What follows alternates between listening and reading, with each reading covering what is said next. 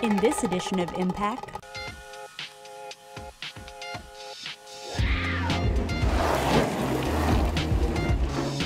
we take to the hills of Southern California with some extreme skateboarders.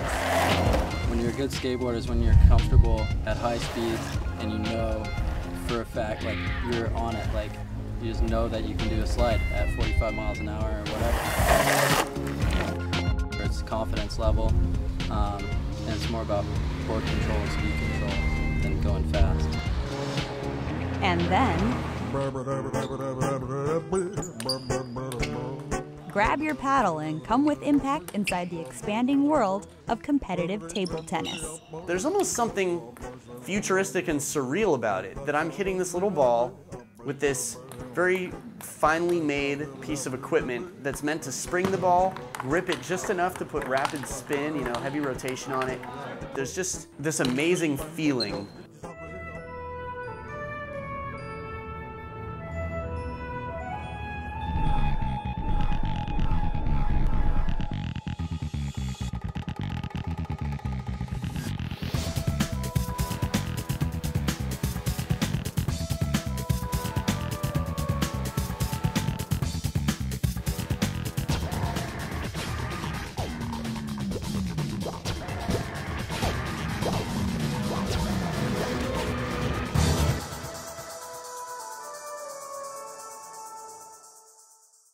Welcome to Impact. I'm Agnello. In this episode, we look at two sports that have gone from the garage to major competitions. In our first story, we roll down the hills of Southern California at up to 60 miles per hour with a group of extreme skateboarders who all happen to be roommates at a place called the Skate House.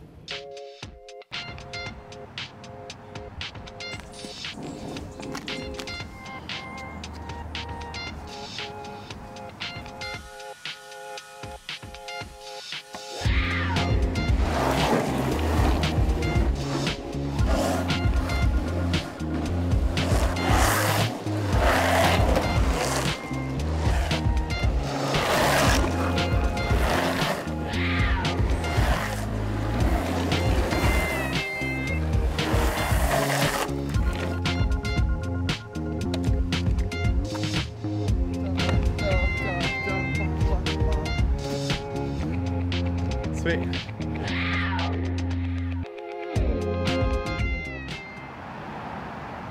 I worked in Sacramento for a while for a skate shop, worked within the industry out there. That was really cool.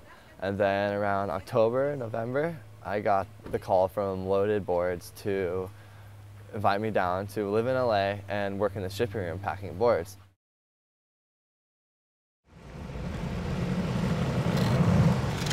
We all got to talking. How cool would it be if we could go to different events, promote ourselves, and all that really got everybody thinking. Don, the owner of Loaded, gave Louie and I the opportunity to really work out of office and to do our own thing as skaters, skating for Loaded.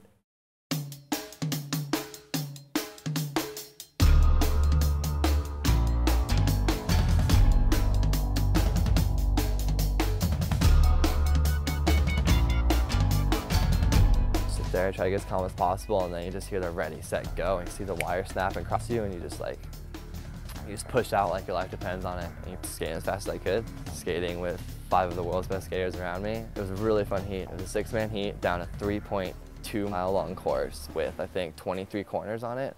So it was very technical. There's lots of right-left combos, and it was a really close pack the entire way down. We got to the bottom. Scoot from Canada came out ahead. He got first place, and I got second place. I was ecstatic. I street skated for 11 years and I never knew you could even slide a soft wheel. And I thought longboarding was pushing the class. Show how much we care around here.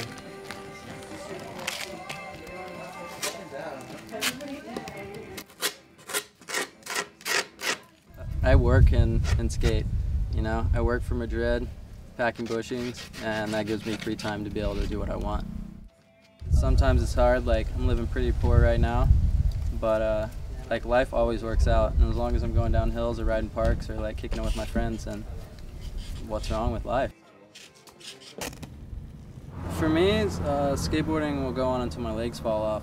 Like whether I'm going down hills or riding a bowl or like just cruising down a street, I'll be skating until I die. It's just what I do. I've been doing it so long that it's more of like a lifestyle passion. You know, everywhere I look, I'm looking like, oh, I could slide that hill, or oh, I could like do that handrail over there. Like, you know, it's my life is skateboarding. Like, that's what I do. When you're a good skateboarder is when you're comfortable at high speeds and you know for a fact, like, you're on it. You just know that you can do a slide at 45 miles an hour or whatever. It's confidence level, and it's more about board control and speed control than going fast. You know? This is basically a site that we update, try to update about every day with new and exciting skateboard footage of the skateboard culture here in LA, how we see it. Different sports and industries have like very kind of hard media to back their presence upon the community, whereas longboarding is all online, it's all new, which makes it really cool because it's so, everybody can get so connected so easily and really upload their own information about who they are and where they skate from, and you can really see lots of hotspots of different communities pop up through like that community's presence online.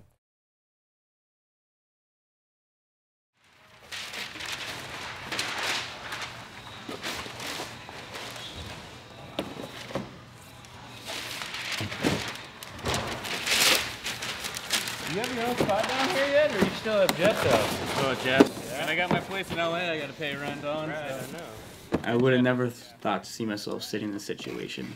I've done 3 years of intern work at Countrywide when it was Countrywide and insurance companies, sitting in a cubicle, and it was getting through the day to go out and skate. And now I'm working in skateboarding, and I do a lot of work. I don't just get the skateboard, but it feels like I've always do. I don't think we have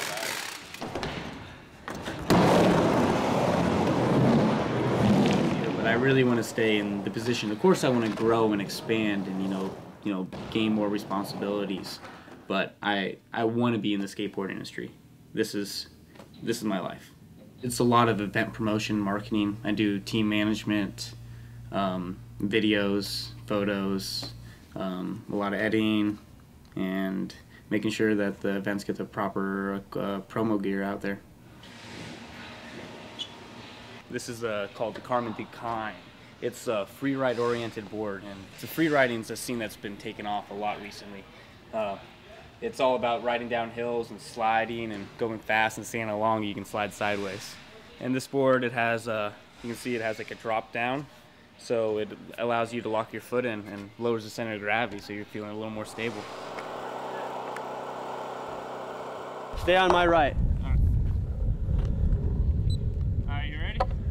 Whenever you are.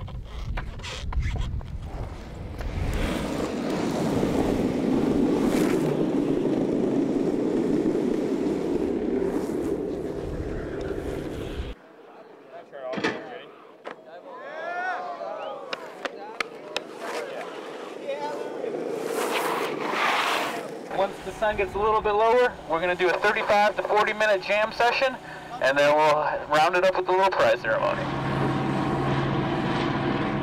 So I guess we have some cops that want to give us some extra lights, because they saw we were probably maybe lacking of lights. They just want to come check it out. In Southern California, we're technically not allowed to skateboard down any hill that's greater than 3% grade, or you go faster than 10 miles per hour, which for downhill skateboarding is pretty much every single hill. But it's all up to the authorities in the area and how they interpret it. Do me a favor, just just a couple of you guys. Okay. Stay, do the cleanup. Everyone else out of here. Okay. That way we can get out of here too. No problem. Alrighty.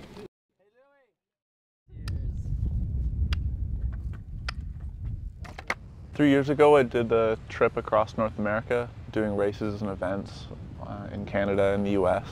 And at the end of the year, I flew out to LA and found out, hey, they're shooting a video tomorrow.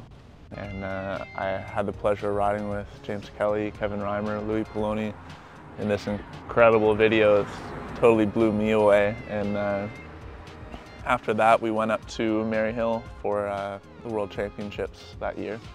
Maryhill Festival of Speed, and ended up playing 6th in a world championship, and no one knew who I was. A few weeks after that, Orangutan asked me if I'd ride for them, if I'd want to be on the team, and yeah, it's just right there. Like, oh my God, like this is happening. I could actually do something with this. You got brakes. What? You have brakes. You don't hit me. You get close. If I can reach out and touch the car, you're starting to get close. I don't see myself stopping anytime soon. I think it all depends what you want out of the sport. If you want to be on the top level and trying to make money and all this else that comes with the fame or whatever of skateboarding. I'm in school for mechanical engineering. I know that there's going to be a life past skateboarding, so I'm working towards that, but really enjoying myself with what I can do now. I can travel. I have somebody's name behind me, and from there it kind of all snowballed into a lot of support from all over the longboarding community, and a lot of people helping out and wanting to see, you know, what will come next. Sometimes the things you're most passionate about become something more than you could ever dream, and that's what this feels like. Definitely seeing an amazing future in longboarding right now. You know, this explosion that's happened the last couple of years, it's going to sustain itself. You know, we see future generations definitely kind of taking the torch. Some of those kids, some of the brightest kids that come to mind are kids like Evan from Laguna Beach and Liam from Berkeley. Evan's the gnarliest little kid, and he lives in the gnarliest place for downhill skateboarding. Laguna Beach is seriously like built up upon this cliff when there's just non-stop like waterfall-esque hills.